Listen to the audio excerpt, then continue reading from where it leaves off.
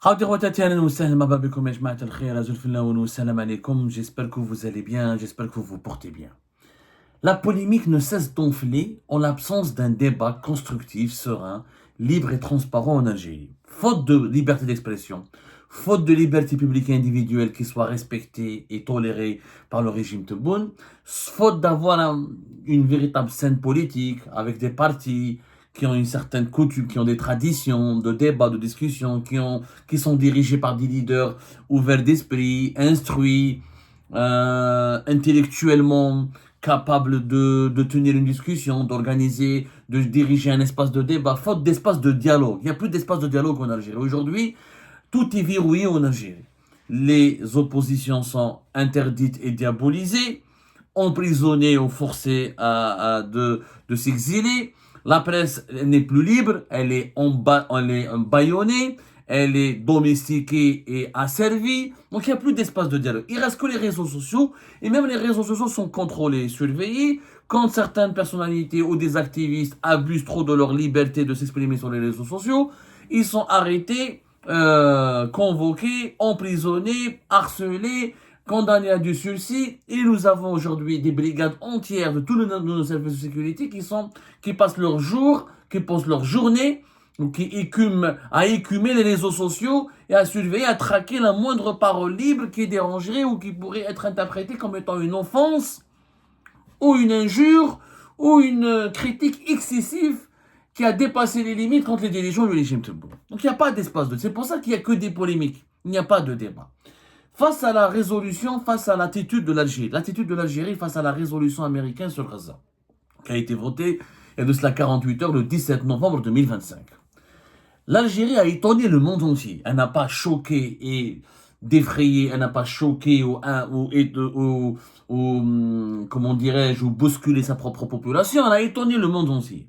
Personne n'a compris pourquoi l'Algérie a voté cette résolution proposée par les États-Unis d'Amérique et imposée par les États-Unis d'Amérique avec l'abstention de la Chine et de la Russie qui ont préféré s'abstenir pour ne pas bloquer le plan de Donald Trump pour le Proche-Orient.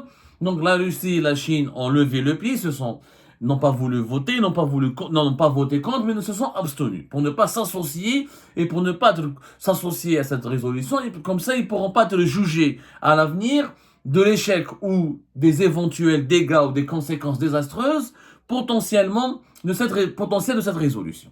L'Algérie, pays arabe, qui chante à longueur de journée à la gloire de la question palestinienne, qui diabolise l'antitétionniste Israël et tous ses relais médiatiques, intellectuels, etc., qui emprisonne, qui condamne à la peine de mort, qui diabolise, qui insulte, qui couvre d'insultes et d'insanité et qui qualifie de traître toute personnalité ou tout individu qui entretient un lien, y compris lointain, avec des cercles israéliens. L'Algérie nous a habitués à défendre coûte que coûte la Palestine, qu'elle soit coupable ou victime, comme disait Ahouari Boumediene. L'Algérie de Tebboune, qui avait réuni toutes les factions palestiniennes en octobre 2022 et qui avait invité le Hamas sur le territoire algérien et qui a défendu le droit des Palestiniens et des Palestiniens à prendre les armes pour défendre leur intégrité, leur pays, leur indépendance, leur dignité et arracher leur liberté, elle change du jour au lendemain et elle s'aligne sur la position américaine qui demande le désarmement total, l'élimination totale de toutes les forces de résistance comme l'Algérie traditionnellement les a qualifiées, le régime algérien, y compris Abdelmajid Tebboune. On a fait déjà une émission hier, on a rappelé ses propos à Djelfa en octobre 2023, où il contestait le classement dans la catégorie des terroristes, des combattants du Hamas et des combattants des factions palestiniennes qui luttaient ou qui combattaient ou qui affrontaient l'armée palestinienne et l'armée israélienne. 2 ans plus tard, tout a changé. Tout a changé et au lendemain de ce vote de la résolution américaine, nous avons le chef de la diplomatie algérienne qui manipule, comme d'habitude, qui insulte l'intelligence des Algériens et des Algériens, puisqu'il n'y a pas de contradicteur, il n'y a pas d'opposant qui peut lui parler, il n'a pas d'interlocuteur en face de lui. Ils ont le monopole, le régime Tebboune a le monopole total du champ médiatique et du champ politique. Pas la moindre discussion est possible avec le régime Tebboune, pas le moindre affrontement idéologique ou politique ou médiatique. aucune contradiction n'est tolérée, donc la parole, elle est uniquement monopolisée. C'est un monologue, il n'y a pas de dialogue en Algérie. Le régime Tebboune fait un monologue permanent avec lui-même. Il ne tient compte ni de ce que lui dit la population, ni de ce que lui dit son opposition, ni de ce que lui dit, de ce que lui disent les quelques activistes et journalistes qui parlent encore et qui sont exilés. Il fait un monologue. Donc il essaie de nous faire croire, le régime Tebboune, qu'il n'a rien fait de mal, qu'au nom des intérêts, de l'intérêt supérieur du pays, et au nom de la clairvoyance dont ferait preuve Abdelmajid Tebboune, l'Algérie a voté en son âme et conscience en faveur de cette résolution américaine qui est à l'opposé. Mais si elle est contraire, ou elle contredit, ou elle heurte les valeurs de l'Algérie sur certains plans, sur certains volets, mais elle est à l'opposé, totalement à l'opposé de ce que l'Algérie défendait, de ce que l'Algérie croyait, de ce que, en quoi l'Algérie croyait, ou de ce que l'Algérie, et de toutes les positions historiques et ancestrales de l'Algérie dans la question, dans le dossier délicat de la question palestinienne. Vous savez, cette résolution, elle est sur Internet. Elle est sur le Conseil, les Nations Unies, ils ont un site Internet. Et les dirigeants algériens, même les dirigeants du régime Tebboune, ils oublient que nous sommes, ils sont âgés de 80 ans, de 70 ans. Ils sont tous vieux et usés et fatigués. Et déconnectés de la réalité moderne du monde qui les entoure. Ils oublient que nous sommes dans le monde des nouvelles technologies, dans le monde de l'intelligence artificielle, dans le monde de ChatGPT, dans le monde de DeepSeek, dans le monde de Gemini, dans le monde de Google, dans le monde des réseaux sociaux. Les Nations Unies, ils ont un site internet. À chaque fois qu'il y a une résolution qui est adoptée par le Conseil de sécurité, 24 heures ou 48 heures plus tard, son contenu il est publié et le compte rendu des discussions qui se sont déroulées ou qui ont été des échanges qui ont été tenus entre les différents membres du Conseil permanent ou non, entre les membres permanents et non permanents du Conseil de sécurité de l'ONU sont résumés. Les échanges et les discussions ayant précédé la séance du vote ou de l'adoption ou du rejet d'une résolution du Conseil de sécurité de l'ONU sont résumés et tout est documenté et traduit en plusieurs langues et publié sur le site internet des Nations Unies, presse.un.org, et nous avons donc pratiquement les langues les plus connues de l'humanité, les plus parlées par l'humanité, nous avons l'information. Qu'est-ce qui s'est passé? Que dit cette résolution? Et comment elle a été adoptée? Et quelle a été la position de chacun des représentants des pays qui ont été appelés à voter contre ou pour cette résolution? Et si les Algériennes et les Algériens qui malheureusement n'ont pas une autre version, parce que nous on a que YouTube et les réseaux sociaux pour pouvoir s'exprimer, on n'a pas la possibilité d'avoir une chaîne de télévision à Alger, on n'a pas la possibilité de s'exprimer depuis Alger, on dirige pas un parti de l'opposition à Alger, on n'est pas au Parlement algérien, on n'est pas au Sénat algérien, donc on peut pas parler à nos compatriotes uniquement que nous avons qu'une seule tribune, c'est Internet et les réseaux sociaux. Je voulais juste le point 7, allez-y lire, parce que c'était la résolution américaine sur Gaza, qui a été votée par le régime Tebboune, il faut l'ausculter, il faut l'examiner, il faut la lire pour comprendre l'incroyable retournement de veste, comme on l'a dit hier, de Abdelmajid Tebboune dans le dossier palestinien. Que dit le point 7? Cette résolution américaine, elle est composée de 11 points.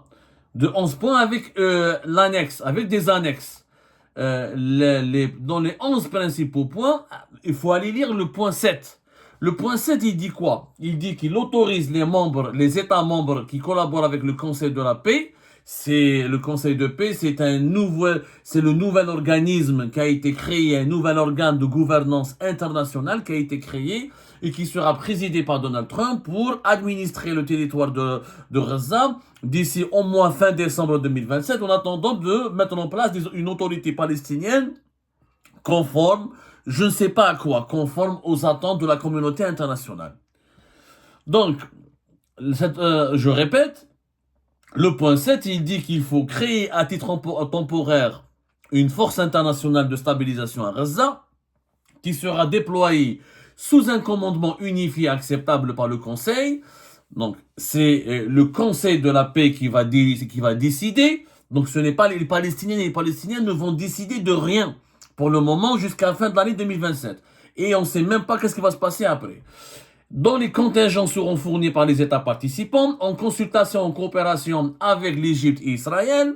Donc Israël aura un droit de regard sur le fonctionnement de la gouvernance de la bande de Gaza, du territoire de Gaza et de la force internationale qui doit être déployée au niveau de ce territoire, et qui prendra toutes les mesures nécessaires pour s'acquitter de son mandat dans le respect du droit international, notamment du droit international humanitaire. La force devra collaborer avec Israël et l'Égypte, sans préjudice des accords qui existent déjà entre eux, ainsi qu'avec les forces de police palestiniennes nouvellement formées et dûment sélectionnées pour sécuriser les zones frontalières, stabiliser la situation en matière de sécurité, et ce en assurant la démilitarisation de la bande de Gaza, y compris en procédant à la destruction des infrastructures militaires, terroristes et offensives, et en empêchant qu'elles soient rebâties, ainsi qu'en veillant à la mise hors service définitive des armes des groupes armés non étatiques.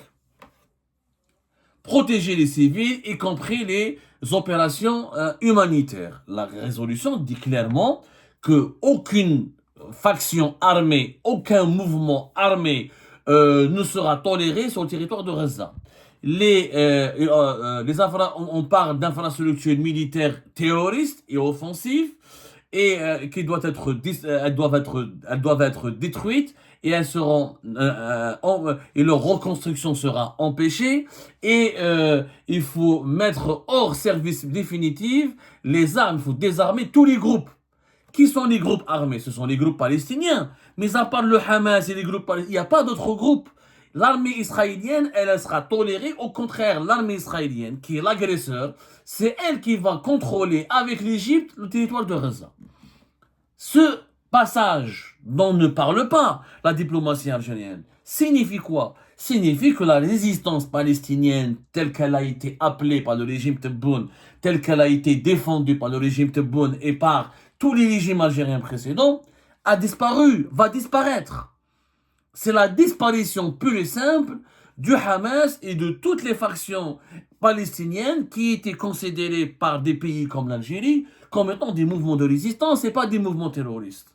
Donc l'Algérie, en votant cette résolution, elle est d'accord avec la fin de la résistance, elle est d'accord avec l'enterrement et la fin officielle de ce qu'elle appelle elle-même la résistance. Donc s'il y a un retournement de situation, pendant des années, depuis l'indépendance du pays, l'Algérie, la Palestine, la résistance légitime des Palestiniens, des Palestiniens, la lutte contre la colonisation, y compris les voyants armés, et Tebboune, quand il arrive, il donne à ce discours une nouvelle dimension nationaliste, anti-impérialiste, anti-sioniste. Il compare les combattants palestiniens avec l'Arabie Ben Mehdi, il compare les combattants palestiniens avec les combattants du FNN, et du jour au lendemain, il décide de changer de veste, de retourner sa veste, de faire un revirement en 360 degrés. Il est d'accord avec les Américains, avec tout ce que dit Donald Trump, il est d'accord. Il est d'accord.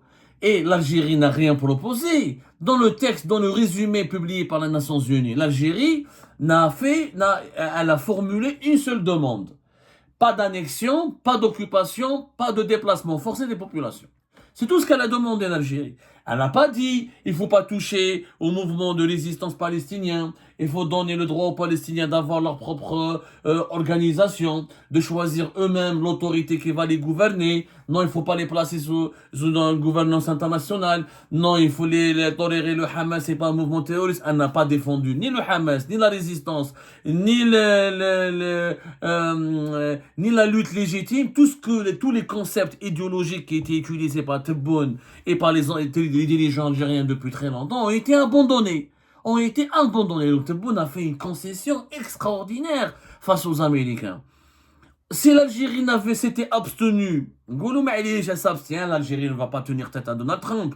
On n'est pas naïfs non plus. C'est pas Tebboune qui va changer, qui va bloquer la résolution ou le plan de Donald Trump pour le Gaza. Mais voter pour, ça veut dire que tu es d'accord, que tu es complice, que tu appuies ce plan, que tu donnes ta voix à Donald Trump, à sa vision de l'avenir de la Palestine, que tu approuves l'enterrement, encore une fois, et la disparition programmée de ce que l'Algérie, encore une fois, dans sa diplomatie, dans ses positions historiques, dans sa doctrine géopolitique, y compris et surtout depuis l'instauration du régime Tebboune, est d'accord avec la programmation de la fin du Hamas et de tous les mouvements de résistance. Ma femme Tebboune a ramené le Hamas, il a ramené toutes les factions palestiniennes en octobre 2022 pour les unifier, pour les renforcer. 3 ans plus tard, il vote une résolution qui va les éliminer tous. Il y a une contradiction, c'est une concession importante. Pourquoi Tebboune a fait une telle concession? L'APS, hier, face à la polémique qui n'a pas cessé d'enfler uniquement sur les réseaux sociaux, certains partis politiques comme Hamas, l'ancien MSP, comme il est d'ailleurs en Turquie, il n'est pas rentré en Algérie, comment il s'appelle, l'ancien leader du MSP, j'oublie mon nom, ils ont exprimé, ils ont critiqué, ils ont été choqués, etc. Le régime Tebboune a répondu clairement, de façon très ferme, à travers une dépêche APS. L'État national ne permettra pas que sa décision souveraine soit transformée en un outil de marchandise politique et partisan. Tebboune, à travers une dépêche de l'APS, il dit que c'est moi le président de la République, c'est moi qui dois veiller sur l'intérêt national et l'intérêt public, et personne ne va me faire voilà, un État national fort ne peut se laisser dicter sa conduite par les caprices, les impulsions ou les velléités de quiconque. On n'acceptera ni velléité, ni aucune velléité, ni caprice, ni impulsion. Abdelmajid Tebboune dit que la Constitution, c'est le président qui décide, c'est lui qui est maître de la politique étrangère du pays, il fait ce qu'il veut parce qu'il est il défend l'intérêt national et l'intérêt public. Voilà ce que je vous résume cette dépêche de la PS, c'est pas la peine de la lire parce qu'elle ne veut rien dire. Quel est l'intérêt national de l'Algérie en votant? Quel a été l'intérêt national? Je me pose une question simple. Monsieur Ahmed Attaf, il a animé une conférence de presse. Il n'y a pas de journaliste libre. Malheureusement, il est sérieux et honnête en Algérie. Ils sont tous devenus des esclaves. Donc, il ne pose jamais les questions qu'il faut poser. Moi, j'aurais aimé poser la question à Ahmed Attaf. Ok, c'est vrai, t'es comme Sahab, ils sont dans la République Abdelmajid Tebboune. C'est lui le maître, c'est lui la source de la légitimité. C'est lui qui doit décider de la politique extérieure de l'État, c'est lui qui est maître de la diplomatie du pays, c'est lui qui doit protéger l'intérêt national et public, mais quel est l'intérêt national et public de l'Algérie de s'aligner de façon bête, méchante et disciplinée et de façon écervelée sur la position américaine concernant la question palestinienne? Jamais un président algérien, aucun président algérien ayant présidé Abdelmajid Tebboune n'a fait une telle concession. Même Bouteflika, qui était le plus pro-occidental, le plus proche des Américains, n'a jamais fait une telle concession en disant les Palestiniens et les Palestiniens n'auront plus le droit de prendre les armes, n'auront plus le droit de former des milices ou de résister. Il n'y aura que l'armée israélienne et Gaza sera administrée par une autorité internationale en attendant de voir comment on va composer une autorité palestinienne. Même Bouteflika ne l'a pas fait. Même Bouteflika n'a pas fait une telle concession. Pourquoi Tebboune? Quel est cet intérêt national et public, pour reprendre encore une fois les termes et le vocabulaire de la dépêche de la PS, qui va être protégé, préservé ou renforcé à travers l'adhésion du régime Tebboune à la position américaine, à la résolution américaine, au projet de Donald Trump pour Gaza et la Palestine. Moi, je ne vois aucun intérêt. Comme je l'ai dit hier dans une émission sur un ton très calme, de façon très objective et détaillée, je ne vois pas qu'est-ce que les Américains ont offert à l'Algérie en contrepartie de cette concession. On n'a vu ni investissement majeur américain, ni une implantation de grandes sociétés américaines. Concernant le gaz de schiste, c'est le régime Bouteflika qui a initié les discussions, les négociations, et avec de Chevron et ExxonMobil depuis l'époque de Abdelmoune Ould-Khaddour, ancien PDG de Sonatrach déchu et emprisonné, et rien n'a avancé. On a signé que des protocoles d'accord jusque-là, entre 2023 et 2024. Et on est toujours au stade de la discussion. Il n'y a pas eu d'investissement, il n'y a pas eu de lancement, d'expérimentation l'exploitation d'un champ expérimental de gaz de schiste. Donc je ne vois pas qu'est-ce que les Américains ont apporté à l'Algérie, je vous dis la vérité. Est-ce qu'on a eu un groupe industriel? Est-ce qu'on a eu des capitaux américains qui ont débarqué, qui ont déferlé sur l'Algérie? Est-ce qu'on a eu des millions de touristes américains qui sont venus nous voir? Est-ce qu'on a eu au moins une ligne aérienne? Les Américains n'ont même pas encore donné à l'Algérie la possibilité de créer une ligne aérienne directe entre Washington et Alger ou Alger-New York. Pour le moment, on n'a rien gagné avec les Américains. Moi, je suis pour. Elle redoit sur la tampon, la question palestinienne, comme l'ont fait beaucoup de pays arabes, mais pour notre développement, pour notre sécurité, pour notre avenir. Moi, je suis pour. Et ça dépend ce que l'Algérie a gagné. Les Marocains, quand ils ont normalisé les relations avec Israël, ils ont obtenu la reconnaissance de leur souveraineté sur le Sahara occidental. Et s'il n'y avait pas cette reconnaissance de Donald Trump de 2020, il n'y aurait jamais eu cette résolution du 31 octobre 2025 qui a acté pour la première fois la solution de l'autonomie, du plan d'autonomie marocain dans le cadre de la souveraineté du Maroc sur le Sahara occidental. Nous, on a obtenu quoi? Les concessions, toutes ces concessions. Et Tebboune n'a pas fait qu'une concession avec les Américains. Il est en train de faire des concessions importantes par rapport à l'Occident. La concession dans l'affaire Boualem Sansal, qui est libérée au bout de 48 heures après un appel du président allemand. Bien sûr, il y a eu des pourparlers discrets, secrets, etc. On n'en doute pas. Le rapprochement avec la France, le rapprochement progressif avec la France, alors que la France a été diabolisée, insultée, considérée comme un ennemi par l'Algérie et comme le tiroir le foyer qui abrite tous les lobbies anti-algériens les plus dangereux du monde et de la vie. On se rapproche. Une concession par rapport à l'Espagne, alors que l'Espagne avait 2 ans de bras de fer et au final, les Espagnols sont nos amis maintenant, alors que les Espagnols ont devancé les Français, ils ont reconnu la marocanité du Sahara occidental ou la souveraineté du Maroc sur le Sahara occidental bien avant la France. Il y a des concessions de plus en plus importantes. On le voit du cours de ce mois de novembre, notamment avec l'affaire Boualem Sansal, qui a été traitée parmi de tous les noms d'oiseaux et que Tebboune avait juré qu'il ne va jamais le libérer, il ne va jamais le laisser. Il l'a accusé même d'être un espion. C'est ce qu'il a dit lui-même en février 2025, lors d'une interview accordée à un journal qui s'appelle un journal français L'Opinion. Rappelez-vous. Et du jour au lendemain, Tebboune oublie ses propres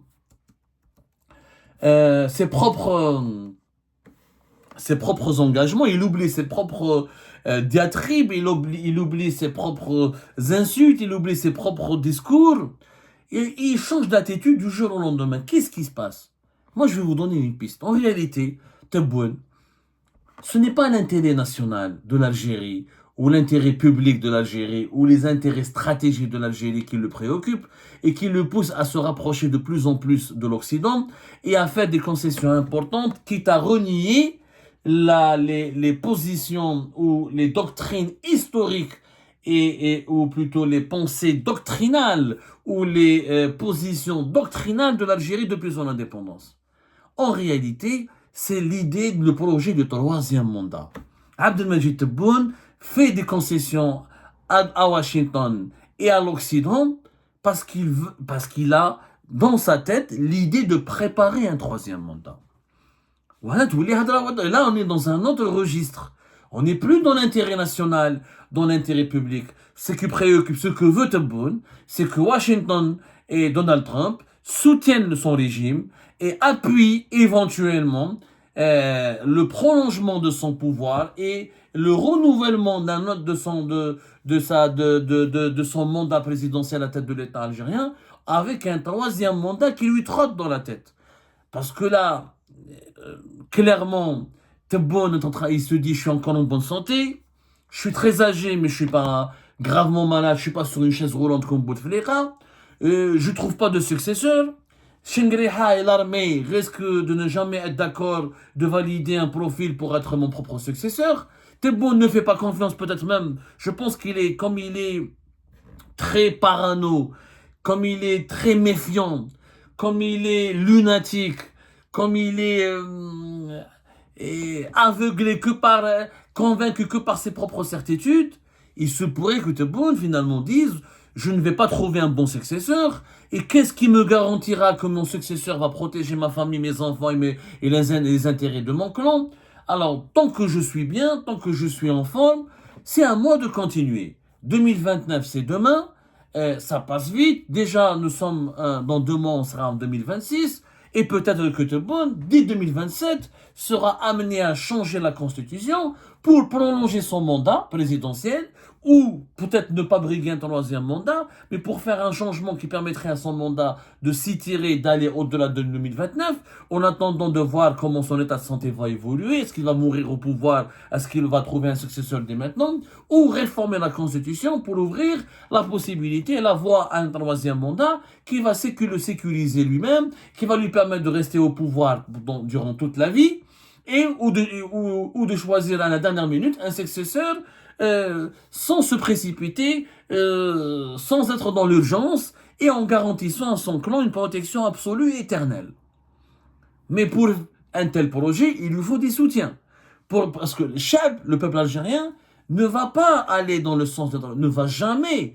Déjà, le peuple algérien l'a supporté à peine. Déjà, le 2e mandat, il est impopulaire. Il a été boycotté, boudé et a un taux d'abstention record. Il n'y a pas eu d'émeute, il n'y a pas eu de hirak ou de printemps ou de révolte. Ça, c'est grâce à la DGSI, grâce à Nasser Djen, qui a assuré, qui a mis en place un appareil répressif, une stratégie de répression, de persécution généralisée. Bon, aujourd'hui, là, le général Hassan, il est beaucoup moins terrifiant, il est beaucoup moins dans la répression que Nasser Djen, il faut le dire. Donc, je vais aller pour avoir mon 3e mandat. Le peuple ne va pas m'appuyer, mais il me faut un bilan. C'est-à-dire, il faut qu'il entreprenne certaines actions pour conserver une certaine popularité, pour se doter d'une certaine base populaire, et pour qu'il y ait un bilan, il lui faut des investissements étrangers, il lui faut des capitaux étrangers, pour créer des emplois, pour lancer l'industrie, pour au moins réaliser quelques méga-projets ou quelques infrastructures. Il sait très bien que l'Algérie n'a pas d'argent, qu'avec les réserves de change qu'il a en sa position, moins de 60 milliards de dollars, dont la moitié de nos réserves de change c'est de l'or, c'est pas des devises réellement. Et ça, on fera une émission consacrée à ce sujet pour bien expliquer que nos réserves de change, en réalité, en termes de liquidité, l'État algérien, il a moins de 30 milliards de dollars. On n'a que de l'or. On a des actifs en or qui composent la moitié de nos réserves de change. Donc, on n'a pas assez de capitaux pour financer des programmes de développement. Donc, Tebboune, il se dit, il va s'aligner sur la position américaine, il va se rapprocher de Donald Trump, il va le draguer, le séduire, il va lui faire du rentre-dedans, pour que les Américains acceptent de l'adopter et de l'aider. Et de l'aider à développer l'Algérie, à sécuriser son avenir et à l'appuyer politiquement. Et avec l'appui américain et occidental, Tebboune espère que l'institution militaire lui sera éternellement fidèle et soumise, et surtout soumise. Voilà le plan de Tebboune. C'est que l'idée principale, je me rapproche des Américains pour rester le plus longtemps au pouvoir. Parce que sans bilan, et si les Américains appuient ou le déstabilisent, ou ne veulent pas le parrainer, ou vont soutenir des candidats ou des mouvements de l'opposition, ou si les Américains soutiennent des pays adversaires de l'Algérie, concurrents directs dans la région comme le Maroc, etc., la position de Tebboune sera très affaiblie.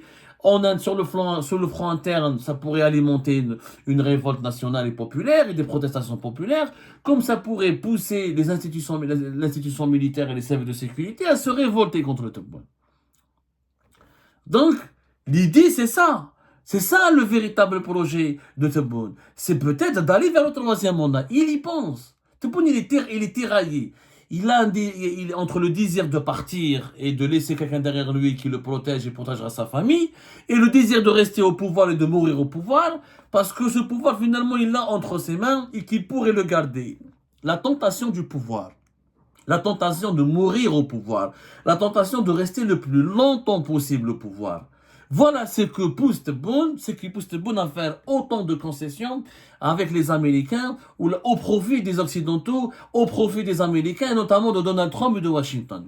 Il sait que Donald Trump est un homme d'affaires, il sait qu'il pourrait dealer avec lui, il sait que Donald Trump aime le pétrole et le gaz, notamment le gaz de schiste et le pétrole de schiste. Il se dit que les Américains vont venir chez nous, ils vont m'investir dans le gaz de schiste. Il n'y a que le gaz de schiste, en tout cas, qui permettra à Tebboune et au régime algérien, quel que soit, même si Tebboune demain va partir le président qui va remplacer Tebboune n'aura pas d'autre choix que de lancer le gaz de schiste. Avec 50 millions d'habitants bientôt en Algérie et zéro rentrée de devises à l'exception du pétrole et du gaz et zéro industrie et une production nationale très faible, l'exploitation du gaz de schiste permettra à l'Algérie de rester un pays producteur de gaz et exportateur de gaz. Et avec le gaz de schiste, on pourrait multiplier par 2 nos recettes en devises grâce aux exportations de gaz. Donc, Tebboune sait très bien qu'il n'y a que les Américains, ni les Chinois, ni les Russes ne disposent du savoir-faire et des capitaux nécessaires et des technologies nécessaires pour lancer rapidement l'industrie de l'exploitation et de l'exportation du gaz de schiste.